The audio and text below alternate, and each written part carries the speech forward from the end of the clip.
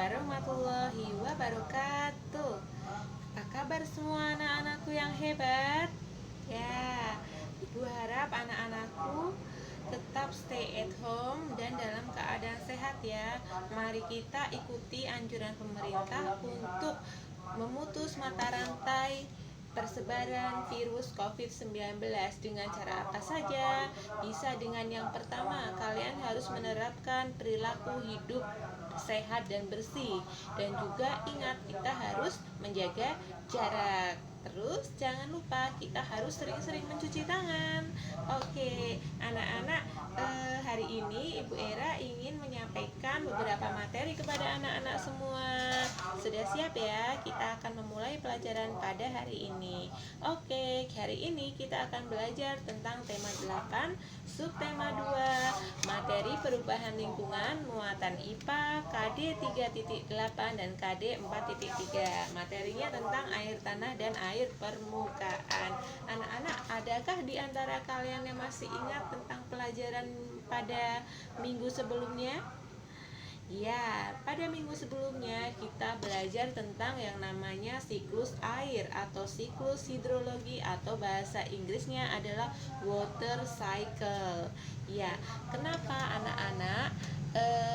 Kenapa jumlah air di bumi ini jumlahnya selalu tetap? Karena bahwa air di bumi ini dia mengalami yang namanya siklus atau perputaran atau peredaran yang kembali ke tahap awal. Jadi jumlah air di bumi ini dia jumlahnya relatif tetap. Dia hanya berubah bentuk saja, dia hanya berubah wujud saja. Oke. Perlu anak-anak ketahui bahwa air di bumi kita ini dibagi menjadi dua jenis. Yang pertama adalah air permukaan, yang kedua adalah air tanah. Lalu apa sih itu air permukaan dan apa itu air tanah?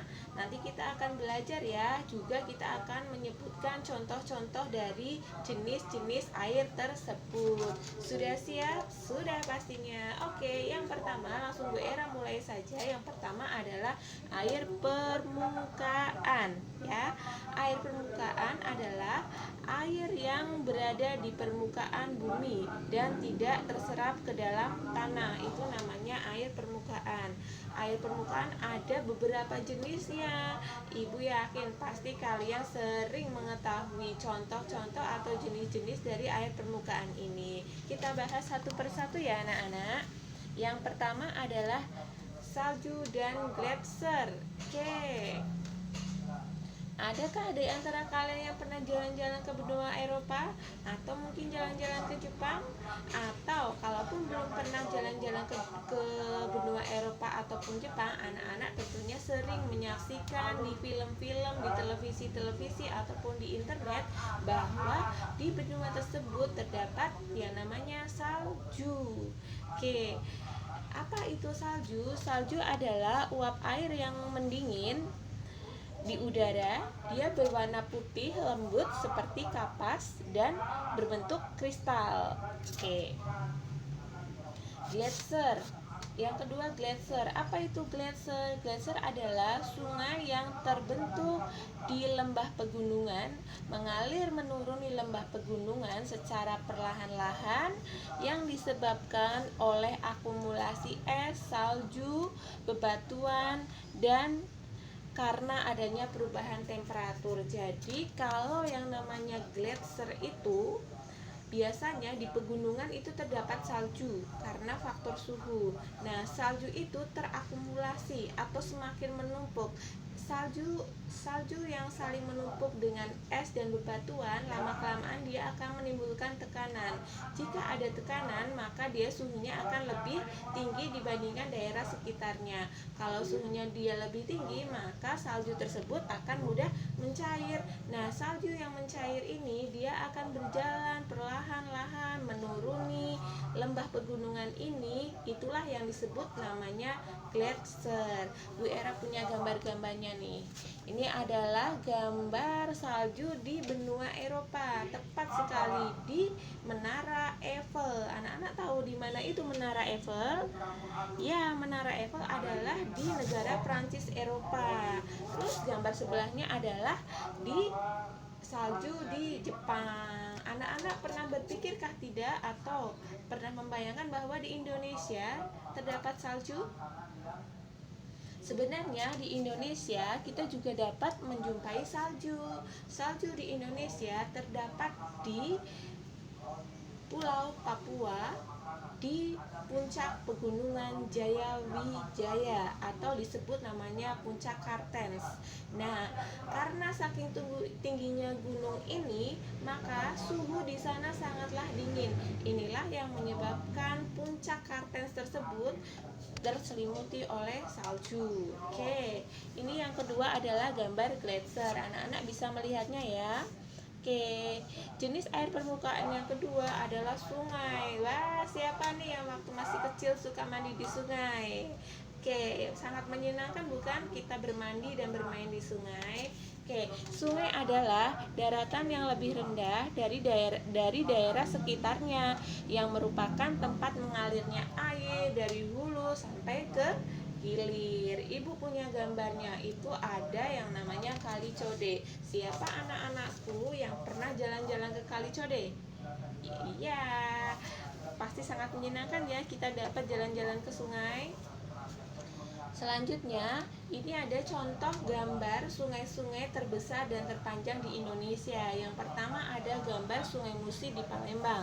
Yang kedua ada gambar Sungai Mahakam di Provinsi Kalimantan Timur.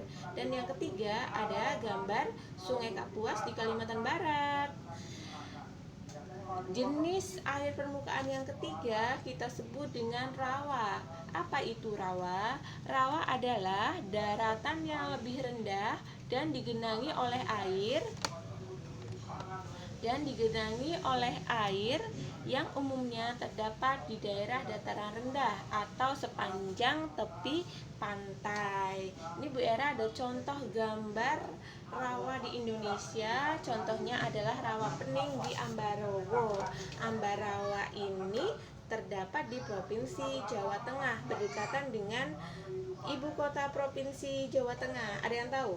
Ya, tepat, betul. Jawabannya adalah Semarang. Oke, yang keempat adalah danau.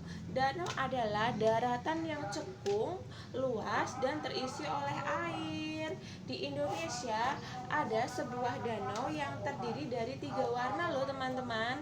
Apa itu? Itu adalah namanya Danau Kelimutu yang terdapat di Pulau Flores, Nusa Tenggara Timur.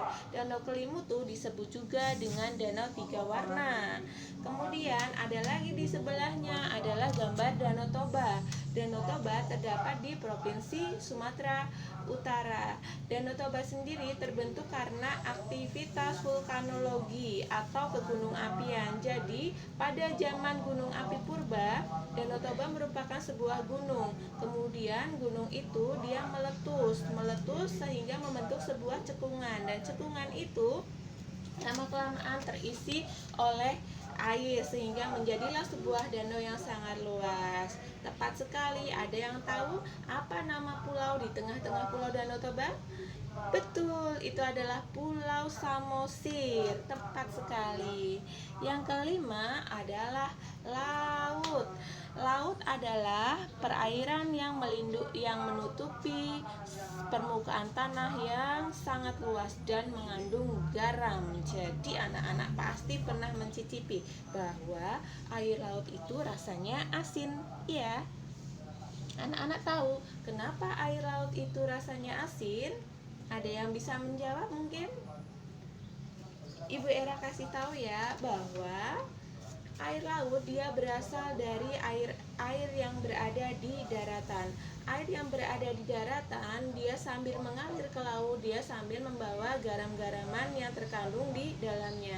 Ketika air tersebut mengalir sampai ke laut, kemudian menjadi air laut, air tersebut terkena sinar matahari, terkena panas matahari, akhirnya airnya menguap. Sedangkan garam-garaman yang tadi larut dalam air tersebut dia akan tertinggal dan mengendap di dalam laut, sehingga itulah yang menyebabkan kenapa air laut rasanya asin.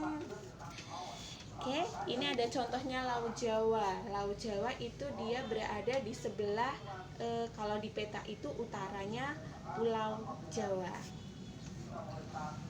Oke, jenis perairan yang kedua adalah air tanah. Kalau tadi kita berbicara tentang air permukaan, sekarang kita akan berbicara tentang air tanah. Apa itu air tanah? Air tanah adalah air yang berada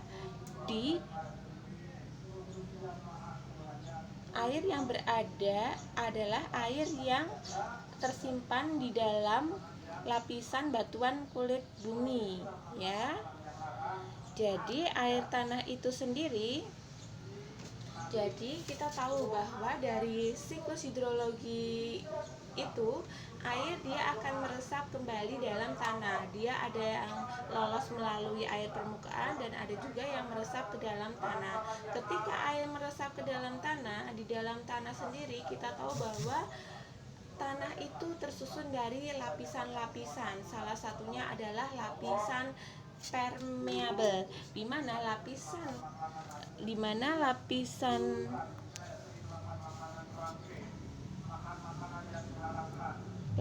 permeable dan lapisan impermeable. Di mana lapisan permeable dia adalah lapisan yang dapat ditembus oleh air, sedangkan lapisan impermeable adalah lapisan yang tidak dapat ditembus oleh air. Jadi ketika ada air yang meresap ke dalam tanah, ketika dia sudah sampai pada lapisan impermeable, dia akan terjebak, akan terperangkap dalam lapisan tersebut karena struktur lapisan tanah atau struktur batuannya yang sangat yang tidak dapat ditembus oleh air. Itulah proses terbentuknya air tanah. Lalu apa saja faktor-faktor yang mempengaruhi ketersediaan air tanah? Yang pertama adalah tekstur tanah. Tekstur tanah adalah halus kasarnya tanah. Tekstur tanah kasar, daya menahan airnya akan kecil atau mudah meloloskan air, sehingga tanaman yang ditanam pada tanah bertekstur kasar akan mudah mengalami kekeringan. Contohnya tanah pasir. Tanah bertekstur halus, daya menahan airnya besar atau tidak mudah meloloskan air, sehingga air yang meresap ke dalam tanah ini dia akan sulit lolos atau biasa kita sebut dengan tanah, contohnya tanah liat atau tanah lempung. Kemudian faktor yang kedua adalah curah hujan. Kita tahu bahwa curah hujan adalah jumlah air yang turun pada wilayah tertentu dan pada kurun waktu tertentu. Curah hujan tinggi, maka cadangan air tanah pun akan banyak. Jika curah hujan rendah, maka cadangan air pun akan sedikit. Faktor yang ketiga adalah faktor vegetasi. Faktor vegetasi adalah tanaman di permukaan tanah. Tanaman akan menyerap air hujan dan menyimpannya. Kita tahu bahwa akar-akar tanaman dia akan menyimpan air. Jadi semakin banyak vegetasi, maka air tanah yang tersimpan juga banyak. Kemudian yang berikutnya adalah material batuan. Batuan memiliki kualitas yang berbeda-beda dan sifatnya tidak menyerap air. Namun meskipun tidak menyerap air, biasanya air hujan dapat meresap melalui celah-celah batuan. Lapisan tanah yang mengandung banyak batuan akan dapat mengunci keberadaan air tanah sehingga air akan lebih awet di dalam tanah. Faktor yang terakhir adalah faktor topografi. Faktor topografi adalah bentuk permukaan bumi. Kita tahu bahwa bentuk permukaan bumi dibagi menjadi 3. Permukaan yang datar, cekung, dan miring atau berbentuk lereng. Jika air tersebut mengenai permukaan bumi yang berbentuk datar, maka permukaan yang datar itu akan mudah menyerap air dan penyerapannya juga merata. Sedangkan jika permukaannya dia berbentuk lereng, maka air akan mudah lolos menuruni lereng tersebut. Sedangkan jika topografinya cekung, maka cekungan tanah akan jenuh menampung air dan air akan mengenang. Baik adik-adik, begitulah tadi pelajaran pada hari ini. Jadi dapat kita beri simpulan bahwa air di bumi ini dibagi menjadi dua, yaitu air permukaan dan air tanah. Ada macam-macamnya, nanti adik-adik bisa pelajari lagi sendiri. Demikian pelajaran dari Bu Era pada pagi hari ini. Selamat belajar, tetap stay at home. Wassalamualaikum warahmatullahi wabarakatuh.